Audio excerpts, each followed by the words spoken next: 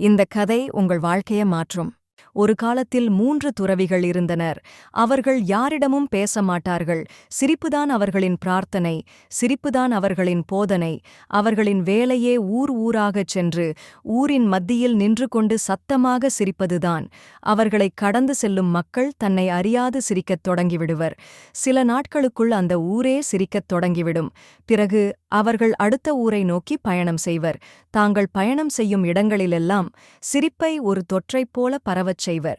இவர்கள் மிகவும் தனித்துவமானவர்கள் என்பதால் மக்கள் இவர்களை மிகவும் நேசித்தனர். அந்த துறவிகள் வாழ்க்கையின் ஆழமான கருத்தை மௌனமாக பரப்பினர். வாழ்க்கையை சிரிப்பதற்கு ஒரு சிறந்த வாய்ப்பாக எடுத்துக்கொள்ள வேண்டும். சிரிப்பு என்பது வெறும் சத்தம் மட்டுமல்ல, அது உண்மையான சந்தோஷத்தின் வெளிப்பாடு. சில வருடங்களுக்குப் பிறகு ஒரு துறவி இறந்துவிட்டார் என்ற செய்தி ஊர் முழுவதும் பரவியது. மீதமுள்ள 2 துறவிகள் இதை எப்படி கையாளப் போகிறார்களோ என்ற கவலையில் மக்கள் கூட்டங்கூட்டமாகத் திரண்டனர். ஆனால் அவர்களின் எண்ணங்களுக்கு நேர்மாறாக அந்த 2 துறவிகளும் வழக்கத்தை விட மிகுந்த சத்தமாக சிரித்துக் கொண்டிருந்தனர். உங்கள் நண்பர் இறந்ததை நினைத்து நீங்கள் ஏன் துக்கப்படாமல் சிரிக்கிறீர்கள் என்று மக்கள் அவர்களிடம் கேட்க, முதல் முறையாக அவர்கள் அதற்கு பதிலளித்தனர்.